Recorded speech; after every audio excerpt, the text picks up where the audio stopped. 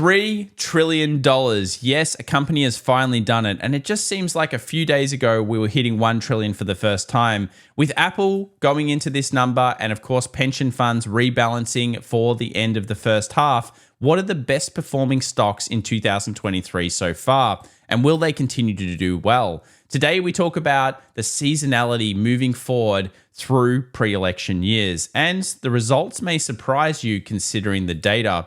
We'll also be looking at the closure of the S&P 500. It blew out every single one of the major fibs and made a huge gap. But is there a little bit more to run in what is traditionally the summer rally of July coming up? Let's have a look together in the week ahead. Well, welcome back everybody to the special weekend edition of the Markets Around the World. We'll be covering stocks, commodities, and cryptos. And we've got a great chart coming up for cryptos as well a little bit later on. But let's get into the stock market here and look at rotation together. The first thing I notice is that Google was probably one of the worst performers for the week, along with healthcare. Plenty of downgrades across those stocks. Semiconductors had a bit of a rough session, but then they came good. But as we close in on the first half, what tends to happen next? Well, this is the statistics. If we have a look at the top 12 years, yes, we've entered into one of those. What does the second half return look like? Well, both the mean and the median don't really point a great picture. And when you consider pre-election years as well, which we were discussing at the start, it does tend to get a little bit weaker over this period. More a stock picker's market and potentially someone that understands rotation in these periods. So do we have a little bit more run to go? Well, statistics would say yes. And of course, we showed those and we'll look at those when we take a look at our Twitter feeds very, very soon. But as we move forward, will we get a July sell, an August sell, a September, or an October? That's going to be the guess. We're coming into what is often considered the worst 3 months of the year. So we need to be on the lookout for all of these types of things. So let's now take a look over on our Twitter. Follow @FXEvolution if you're interested. And I put up the first best performers. And this is actually very interesting because we know that usually in new bull markets, we kind of get this 1, 2, 3 run. Effectively, it goes information tech, communication services, semiconductors, and consumer discretionary. Now, we mentioned that a little while ago. And since then, consumer discretionary has been one of the best performers in the markets. But what happens next? Which is the best sector? Well, traditionally, it's actually been these types of ones, but will it be it? We'll have to be watching very closely the way that defensives actually move over the next 3 months. They're going into a period of slight strength, and we'll look at those stocks because they're on there almost hands and knees at this point in terms of how the performance has been over the last couple of months. You can see it on this chart. Another thing to note is that we now have incredible outperformance of the top 5. 24% of the US stock market, S&P 500, is made up of these 5 companies. And when you take a look into the 2021 price end change, you'll notice things like Apple and Microsoft are basically all the way back. Nvidia, don't even question it. It's totally ahead. But both Amazon and Google are still down fairly significantly when you have a look at their overall stats and averages. Let's now move over to what the biggest hedge funds have been doing and the biggest mutual funds have been doing recently. The first downtick we've seen. This is data collated from the Tuesday close. And of course, there's been a bit of buying since then, but on relatively weak volume and into the end of the normal half of the year. So of course, we've got the pension or 401k rebalancings. The first cross of a big fund potentially starting to sell into this market. And it doesn't just stop there. We've actually got some data that we'll be looking at, which is realistically showing us that there were probably huge sellers over on the Friday. Right at the highs, we saw $6.2 billion transacted in only 47 trades. Now that rivals, of course, our 444, which was $5 billion in 30 trades. This is one of those rare occurrences that we actually are seeing probably someone sell into these highs. So is it time to sell the rip again? Well, it was last time we hit these highs, but based on the weekly closes, it might not just be yet. We're going to have to be very, very careful here. We're 1 week post the OPEX. Now we know that this is a 16-to-1 bullish run in these statistics over the next 3 weeks. So because we're 1 week in, what's going to happen in week 2? and week 3. We're already realistically right on those stats. We've already done the 2% plus that you usually expect, but there could be a little bit more to run in these markets, and we'll have a look at those a little bit later on. Here are the pre-election years for the trade days coming into July. You can see what occurs, and usually we start to dip around the 10th trade day of the markets. Here's the pre-election year since 1950 runs for the S&P, Dow, and of course NASDAQ, the all-important NASDAQ, up 7, down 6 over the month of July. Interesting, but maybe something we should be looking at. Sentiment surveys, yes, they're coming in very hot. Everybody's a bull, and you can see that come through on these surveys asking what's going to happen over 6 months. Bears have been reducing over the last couple of weeks. Neutrality is coming in, but I think the biggest one here is these huge bull stats. We saw these back in 2020 in a very similar way, and it didn't instantly mean that sell-offs were there, but usually when you started to get these for the first times, these 40% pluses, we'd have a fairly significant mean reversion relatively soon after. 1 to 2 months, obviously 1 to 2 weeks, we usually saw a sell-off. We did get that, and it went down almost 3%. Now, for crypto, I wanted to discuss this concept of the halving cycle. We know that crypto, of course, goes into rotation. So before we get back into stocks, commodities, and everything else, I want to just talk about whether Bitcoin is cheap right now on these particular rainbow charts. And yes, you might be laughing, why are we looking at a rainbow chart? Well, you can see here that over time, during the periods before halvings, we often come back down into these kind of weakness periods. Now, on average, we've usually sold off between, I think it's like 83 to 86%. This time around, I think we got like 79 to 80% down, and it got pretty damn close to what the average was. But what happens here is usually either some kind of rally into a drop or just basically a stagnation in this period of time. Now, what happens after the halving? That's always the exciting part. And I think that we need to be paying attention to crypto, in particular Bitcoin, over the next 6 to 9 months. Yes, 2024 will bring the halving cycle again, and I believe it's going to be always a great time to be looking at these particular markets. And as we're on the tippy toe of potentially breaking out, we could be moving towards 40,000 plus if the right things occur in relatively short order. Let's discuss also a big thing here. Of course, we are doing a giveaway, only a few more days until you need to get your entry in. It's totally free to enter. Name, email, that's all you've got to do. And you go in the prize that we'll draw next week for, of course, a whole bunch of our courses, including a mentoring. So I might be seeing you soon if you're the winner of that lucky prize. Let's move over here to the Fear and Greed Index. No surprises, extreme greed, 80 read. Yeah, we've been getting this pretty much every single time we look at these markets at the moment. It doesn't mean the markets will turn because, of course, they can remain irrational longer than you can remain solvent. And we did see a small 2 to 3% pullback across the markets, 4% on the NASDAQ, but it's not really mean reversion yet. So we'll explain that in just a few moments. Let's go over to the unusual options activity. Did we have much through the Friday session? Well, the answer was Tesla was getting a bit of action on it, Nvidia as well, doing okay. And we basically saw some of the biggest tech stocks such as Apple and Microsoft running off with higher than 90-day average volume. I do notice that there are a couple of Chinese stocks starting to come in as well. Maybe it's time for them to start to find some buyers, but we may need also Chinese stimulus to come through. And we've got some of the normal kind of numbers coming in here. What's more important is, of course, when we scroll down, we've still got this unusually high amount of calls, 58%, but on Friday, we finally got a decent volume day, 42 versus an average of around 40. And that's because I would say it was the end of the first half. So, of course, the quarter end rebalancing was in a big way. What about the unusual options? Well, we saw a lot of the same kind of things, a bunch of calls coming through.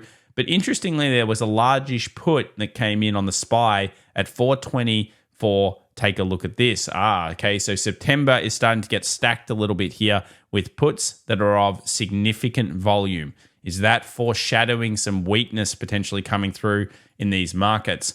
Individual stocks, you can take a look at those just as I scroll down together.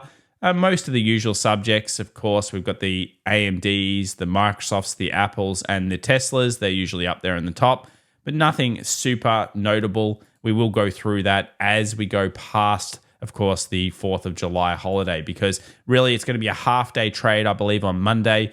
And then we've got 4th of July, so happy 4th of July to all the American audience out there. And then, of course, we have the shorter trading week.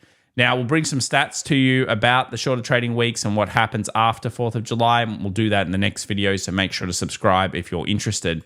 Let's look at rotation through the last 5 days. It's been mostly going towards some of the most beaten down sectors over the previous 5 days before that. Clean energy, solar, they've been doing well. And the two that love higher rates for longer, which is energy and metals.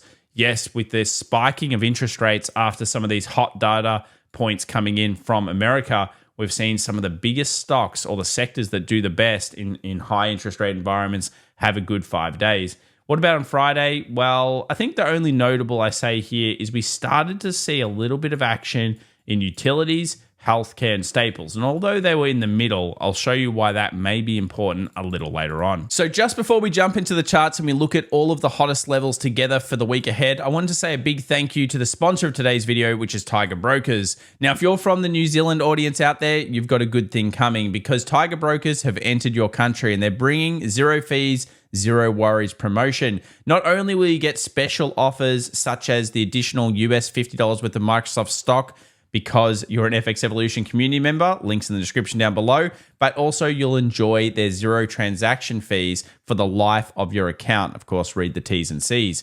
So why are we looking at Tiger Trade and Tiger Brokers as a platform? Well, it's got to do with some of the extra features they have. Not only do we have IV percentile, PC ratio, if you're looking at the options chains, but also you can come over here to the fundamental analysis, click on more, and instantly see a whole bunch of information about the company that you want to analyze. Now, if I want to know the valuations over time, I can do so and select the different types of things. Price to book, PE ratios, price to sales, it's all there. Also financials for you people that like spreadsheets. Well, you can jump in there and have a look at the cash flow statements, financial analysis, income statements, and really get involved in your favorite company to see whether the trends are looking good or bad. So if you're interested in finding out more about Tiger Brokers, check out the special offers in the link in the description down below. All right, let's jump into the charts. Let's talk about the turns, or whether there are any. Well, first up, our magma, which is Microsoft,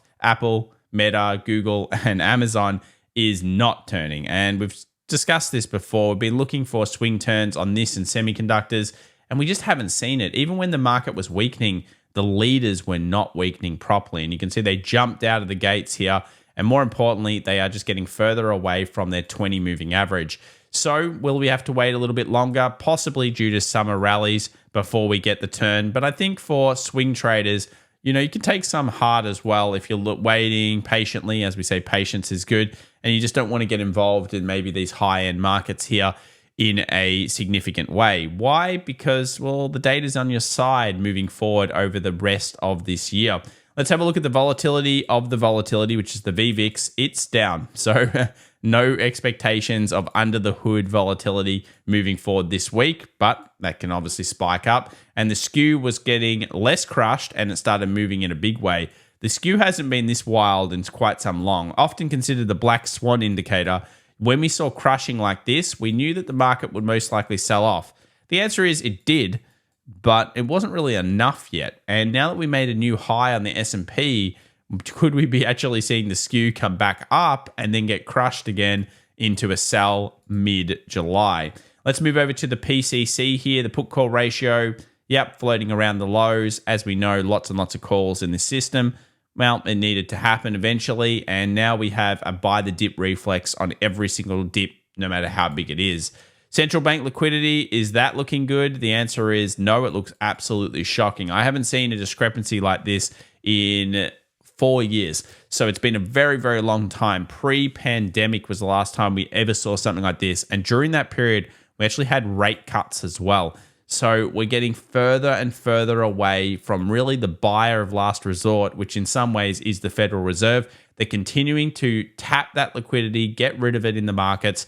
And this, I believe, will be the straw that breaks the camel's back in the end, but timing will be everything. Deep red in terms of the divergence between central banks around the world and the Fed and, of course, the markets. Let's have a look at the copper charts. That did bounce off the 61.8 fib, so we know that Dr. Copper, as we call it here, or basically the strength of the world, had a okay Friday. But in general, it's been pretty weak, actually, over the last couple of trade periods. Now, this is exactly where, if you're a buyer of copper, you'd pretty much want to enter into the market betting on China stimulus.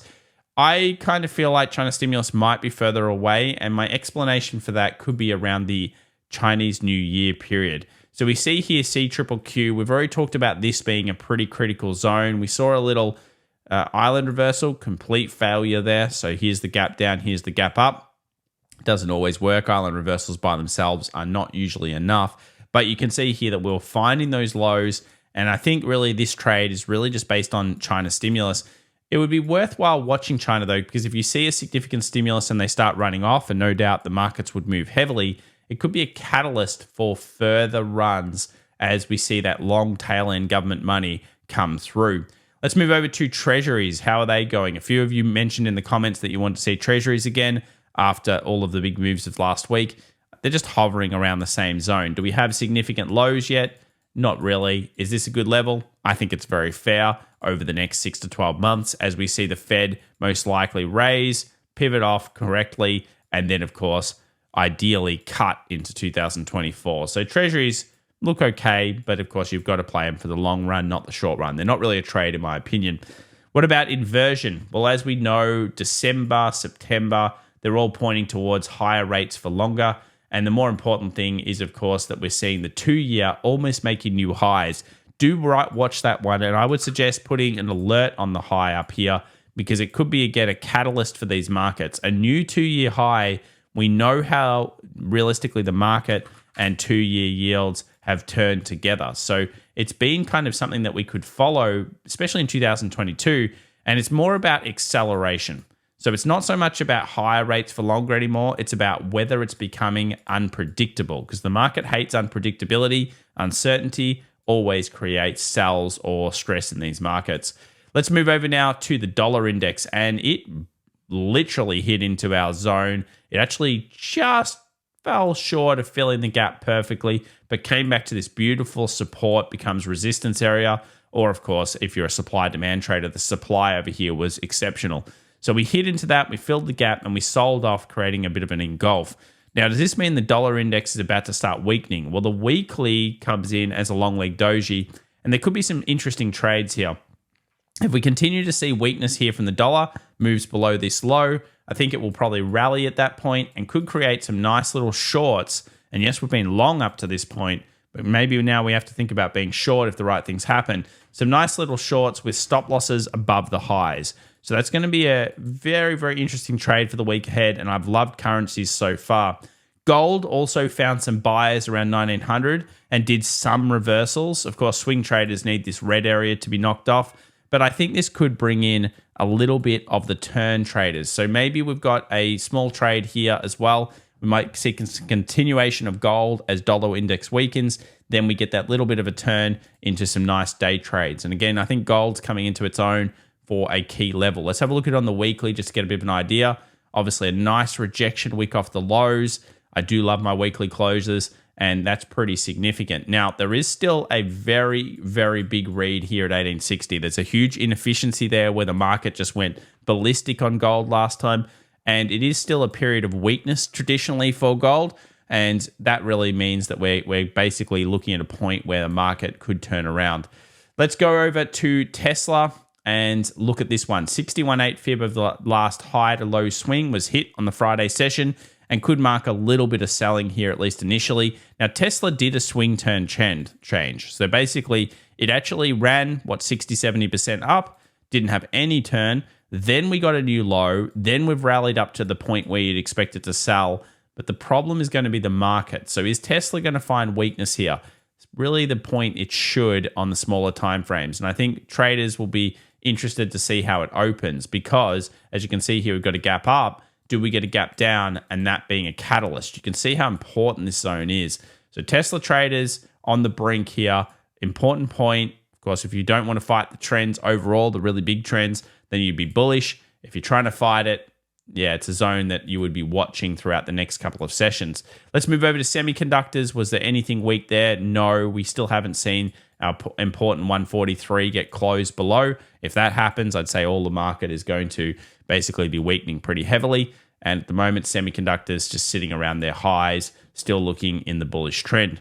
Let's move over now to defensive. So I mentioned island reversal before. Well, yeah, Staples did it and a few others did as well. They held their defended zones. So they've been underperforming. They've been horrible. Realistically, well, not horrible, but not as good as maybe some of the other markets. But we see here that staples, utilities, healthcare, they all put turns in on Friday that I think are notable. And if that continues and the market keeps running up, remember 2 to 3 days, well, more importantly, 3 days of strength out of defensives, that can mean that someone under the hood is selling big time. And we need to pay attention to that. What about the Australian market? Well, it put an okay close in. You can see it came down here. The futures market had a good trade on it in the 70s. I've been pretty negative on Australia, obviously looking for the 69.50 for a while now. Hard to tell because you're stuck in the middle of the range. I like that zone. It wasn't too bad for day trades. We're in the middle of nowhere land. And if we do end up taking this low, so you can mark up 70.55, I would say we quickly move towards 6900 actually, not even 69.50. So watch Australia. This will be important. We take a new high up here while we're going long. So I'm going to be checking out the market quite a lot here as we enter into an okay period. Traditionally, it's not too bad after this period of time. So let's move over to the DAX. Here is the lows. Here is the potential for anything to go on. Still in an upward trend. No new low. Yes, we got the highs, and realistically, it's just upward trend for now. I don't think it's that interesting a market if you're trying to day trade. If you are looking for a pattern, though, we will be watching it because we've got a new high, and if this starts to turn, then we take a new low. That'll be a Wyckoff distribution, which we will be paying attention to. Russell 2000, actually pretty weak on the Friday session, came up to the most traded zone again, actually sold it directly. Interesting. No new high. Sold it directly, no turn on the top end, really, on any of the significant time frames. It was only more the 5-minute, 3-minute charts. But yeah, I guess we'll watch the Russell 2000. I don't have too many points for it this week, except for that high steal. Let's move over to the US 30. So the Dow, what's it doing? Still trading around these highs. So technically still at supply. It could sell. It could also buy through. We don't really know. Cautious point for the Dow. Qs. Interesting, gapped up pretty hard, came into this zone. Again, the Qs were strong on the Friday, but they haven't been as strong as the S&P 500, which we'll see in a second. So we leave another gap. So we can actually now mark that ourselves. And you can see here, we've just got gaps everywhere.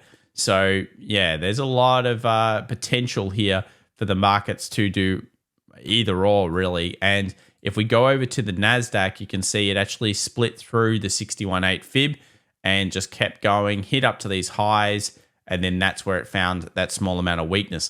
Now, did we get a proper turn? I'm telling you, if we got underneath 14,858, it would have been so significant for the bears.